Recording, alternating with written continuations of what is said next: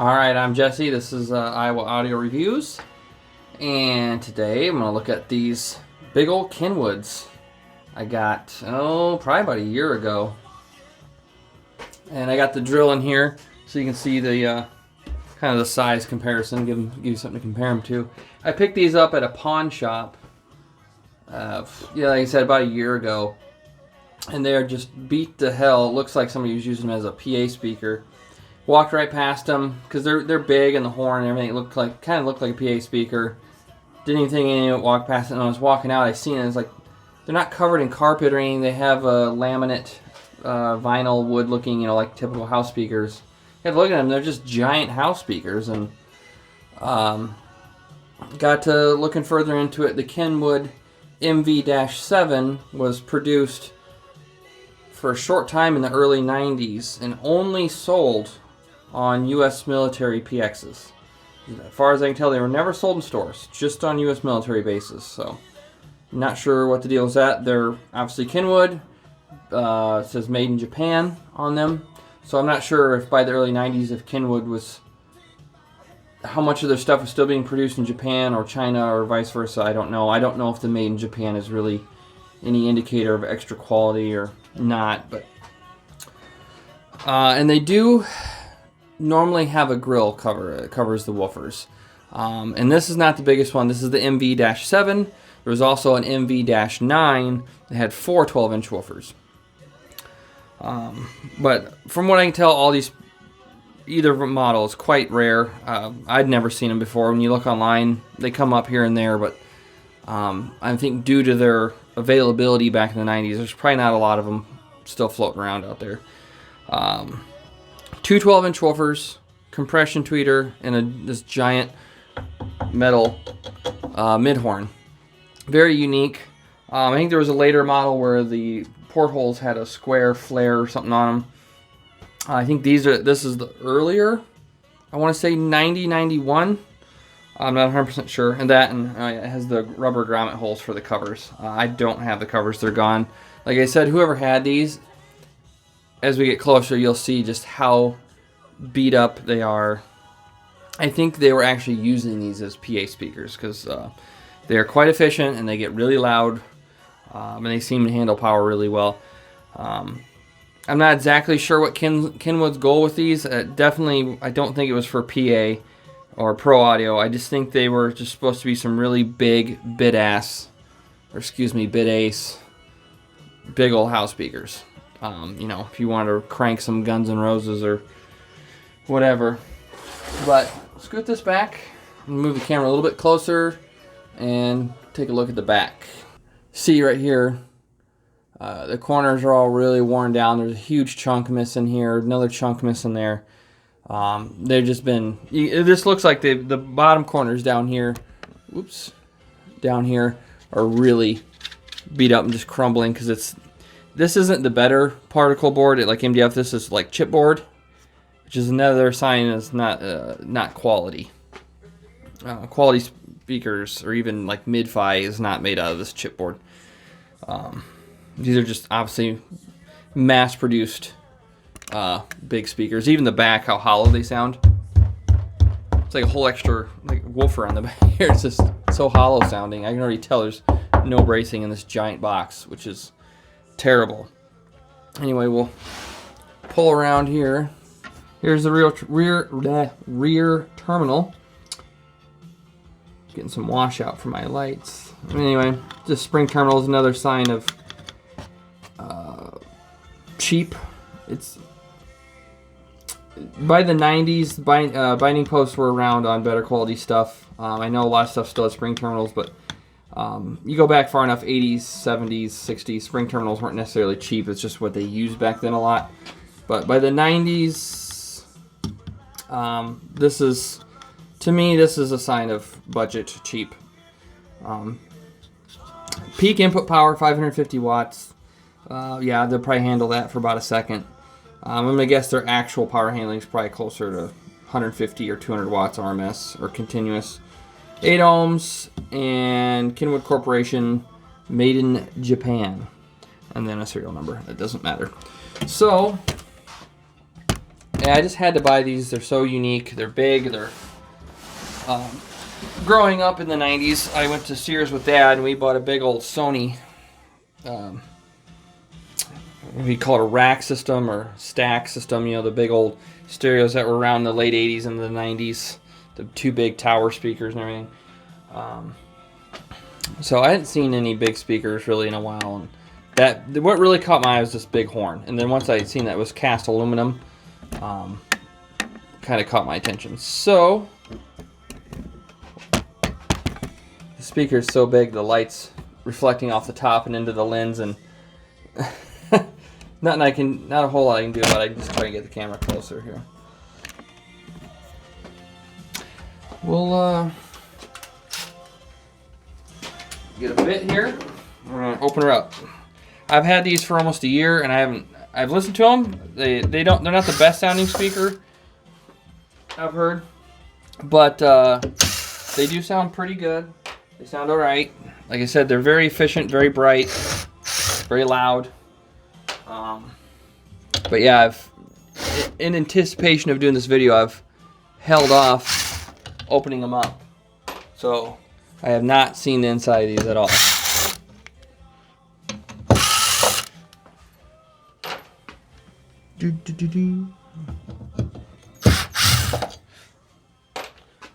One more. Yeah, I've been tempted to. I want to see if this horn is made by someone else, or if it's made by Kenwood, or what. Yeah. All right. See down in there, kind of. That would focus. Sorry, guys. Either way. Let's get her unhooked here. Small gauge wire, as you can see here. This is probably 20 gauge wire, which is not good. I mean, it works, but it's not good. According to this, it's supposedly a Kenwood horn. Maybe I'll run that part number and see if I can find anything about it, but supposedly it's a Kenwood part. I don't know if Kenwood maybe made some PA speakers or something where they would have used this. I mean, it is just a sticker, so it could, and very likely, be made by someone else, but that kind of tells me that it was made for Kenwood. Then on the cast aluminum here, you can see it says Japan. It's got a good weight to it. That's nice. Yeah, so it seems to be a decent horn. Later when I get some time, I'll hook it up to my DATS V3 test system and run a test on it. All right. Not a bad horn. Good weight, metal. Let's see. What should we take on? Let's pull out the compression tweeter next. Tilt you down here.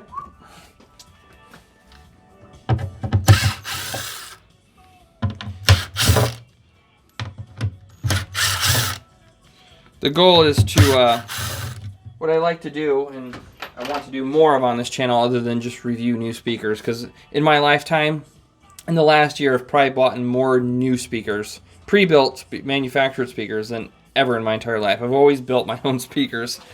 But I thought I'd do a bunch of pre-builts and, you know, try them out and see what I think compared to what I've built. Anyway, this looks to be some sort of compression tweeter. Also says Kenwood Japan on it, small gauge wire. But yeah, when I see old speakers like this and stuff, you know, they're hollow, but they look like they have potential. What I want to do more of on this channel is get speakers like this, take them apart, fix them, and make them better than they were from the factory.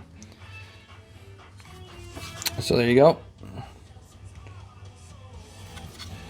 You can see down in there, kind of see the bit of the driver. Where's the roof? Here.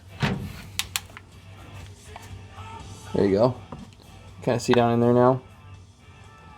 Not a whole lot to see, but whatever.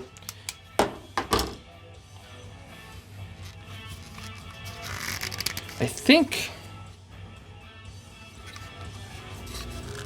so on some of the ones online, like this one's vertical, like most of them I see are vertical, but I have seen ones where it's horizontal, which I think makes more sense being with the way the horn is, you know, the style of the horn. It's going to put out a very wide sound stage, and then having two woofers side by side. I'm not sure why this is vertical. And when I look online, I've seen some that are vertical, and I've seen some that are horizontal.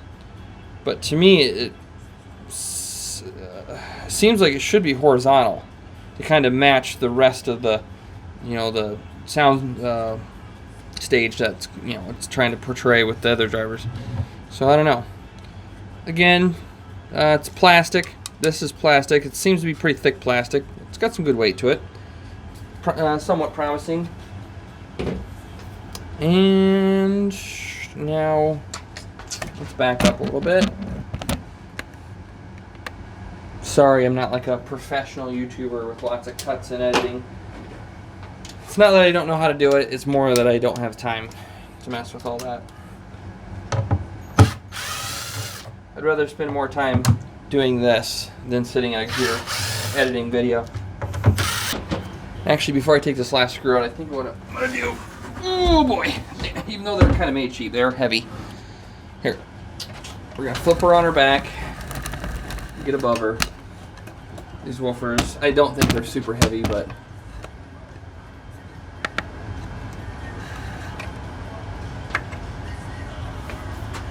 that way it won't fall out on me. Don't want to accidentally damage anything. More than these have already been damaged. Alright. Already not super heavy, so I'm not imagining a too beefy of a woofer. Not bad. I've seen much worse. A little bit heavier gauge wire on the woofers, so they tried a little bit. I don't know if you've ever messed with it, but you've run like some 22 or 24 gauge wire to some big speakers. Some really dinky wire, you will actually notice some of the low end disappears. And then if you switch back to like a, you know, at least 16, 14, 12 gauge, and a lot of that low end comes back. It's good to see they use a little bit heavier gauge on the bass drivers. But yeah, not bad. Ugh. Yeah, another Kenwood part number. A lot of corrosion on the basket. I might have to sand this down and repaint that. The front gaskets are going to have to come off because they are just all chewed up really bad. The cone's not in terrible condition. The dust cap on this one's okay. This dust cap's going to have to be replaced. This one was pushed all the way in, like just smashed all the way in. And I couldn't get it out, so I took a dental hook and poked it through the dust cap and pulled it back out. And I don't know why. I guess I was just bored. Because either way, I guess it didn't matter because either way I was going to probably replace all the dust caps anyway. Let's get the other driver out.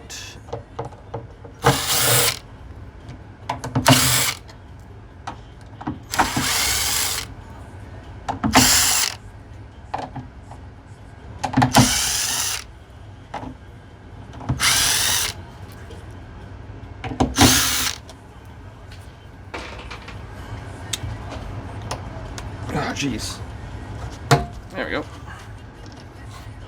Oh, look at that. There's a jingle bell in there.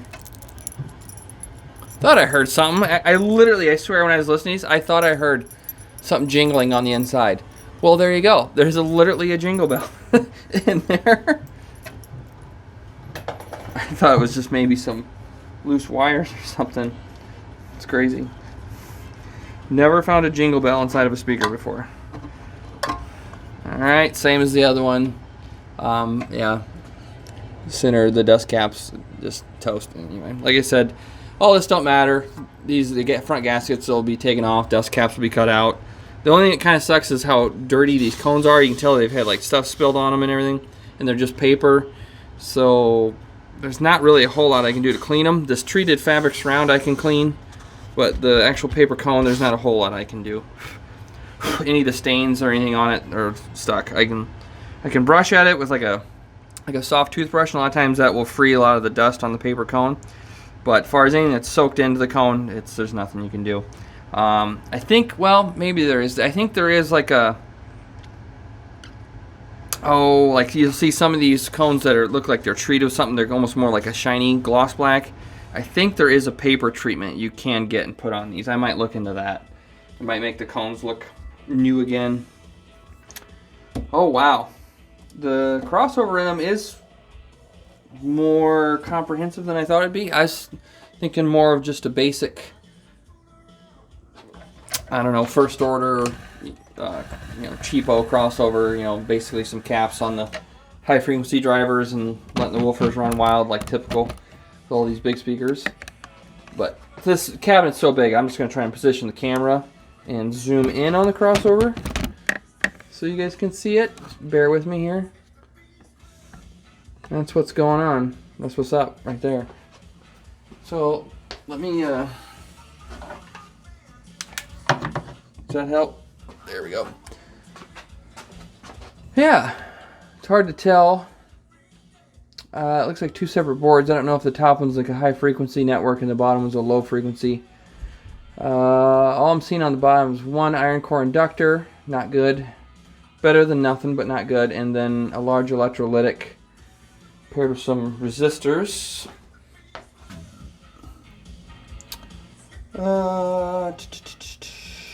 It doesn't say their rating on them.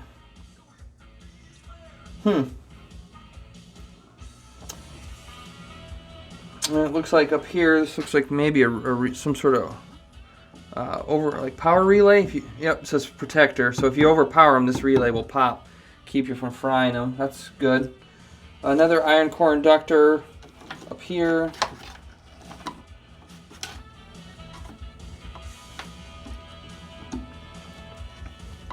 This, here we go. Okay, tweeter.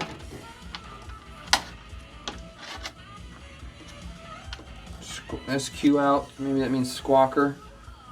It's kind of more of an older term for a mid-range, I believe. It's a squawker.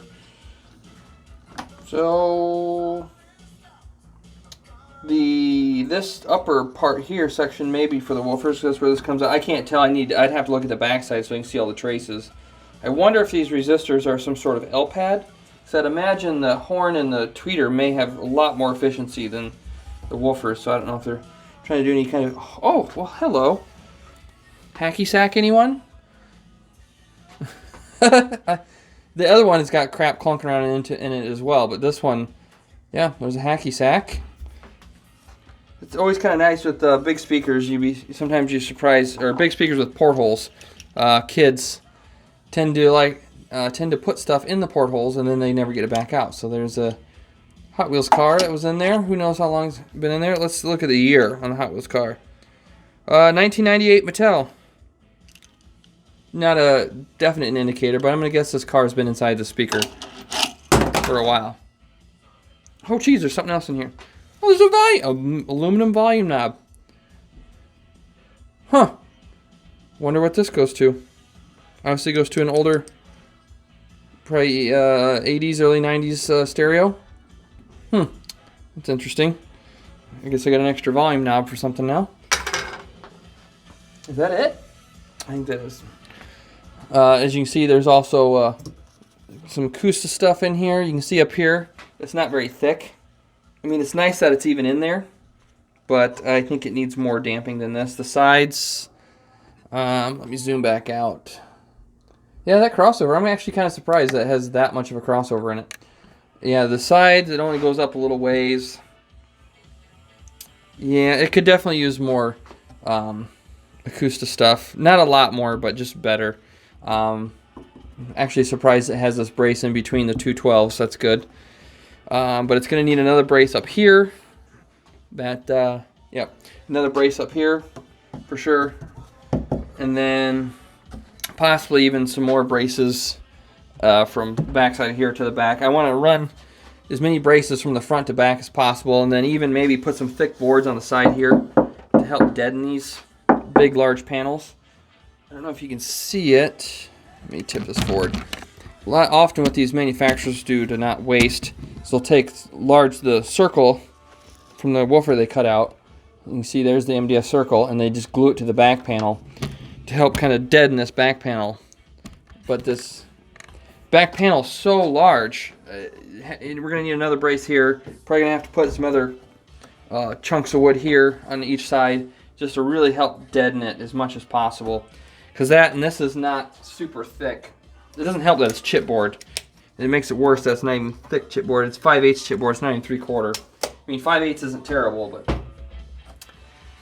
yeah, I got a lot of room for improvement. Which is, see, what worries me more sometimes is when I get a big speaker like this and I open it up and it's actually done fairly well, decent drivers, decent construction, decent parts, and it really doesn't sound that good. It's almost more difficult to. I have to do more sometimes to bring that speaker up to where something like this that's got so many corners cut. It gives me a lot more room for improvement, I guess. Here's one of those corners. These things, I think they were definitely just tossed in and out of a van for some cheap PA speakers. But I'm gonna try and find some sort of Bondo or putty where I can rebuild all these corners. Get them all built back up nice and square. All this black vinyl, a lot of it will just peel off like that. See? I mean, some of it gets stuck, but a lot of it you can just peel off with a razor blade. Peel all this black vinyl crap off. Sand all this, sand all this smooth. I bet, a lot of these rubber grommets, you can just pull them out with a pair of needle nose. But get them all stripped down to the bare wood. And I would do a step-by-step video, but I just don't have time to do that. So, yeah, I'm going to start out by ripping all the old laminate off, or vinyl, sanding everything down, getting some putty to slather on and build these corners back up, sand them down nice and square again, sand the entire boxes all down nice and, so they're all nice and square and clean and good again, and then purchase some better quality, thicker textured vinyl veneer, whatever you want to call it, vinyl cover. Put all the bracing in, clean all the drivers up. The crossovers, these are actually, like I said, these crossovers are more than I thought they would be. I thought there'd literally be, like a lot of these big speakers, just wires going directly to the woofers, and there might be a cap on the mid and the tweeter just to block some low frequencies, and that's it. This is much better than that. It could be better, but I think what I'm going to do is do all the other stuff, and the bracing more, treat the cabinets, get all that good, and get them back and just leave them with original crossovers and see where it lands. And if I think I can still make them better, then I might pull the crossovers out and upgrade some of the parts. Most of the caps are electrolytic. They could be upgraded, but I would probably go with upgrading the iron core inductors first and switch those over to air core inductors, possibly even heavier gauge. But yeah, so this will be the next project. This is just kind of the show you guys what I'm working with here, and there may be some videos in between along the way, but there just depends how busy I am. I do have a little more time because of the whole COVID-19 thing, but my particular job, my hours have not affected by it at all, so I'm still working 40, 50 hours a week. So it all comes down to how much time I have. There might be a video in the middle somewhere showing some progression, or if not, there'll just be a completed video where we'll go over everything that I did. So if you like this kind of content and you want to see where these things go and hear the sound demo when they're done, I actually may put them all back together and no, I'm not going to do it before sound demo. There's just no point, because between YouTube listening to them in one video and then clicking on another video and listening to them again, you probably won't notice much of a difference. So, yep. Anyway, if you like this kind of content, you want to see where these go, how these turn out, like the video, subscribe, hit the little bell if you want to know when I upload new stuff. You know the routine.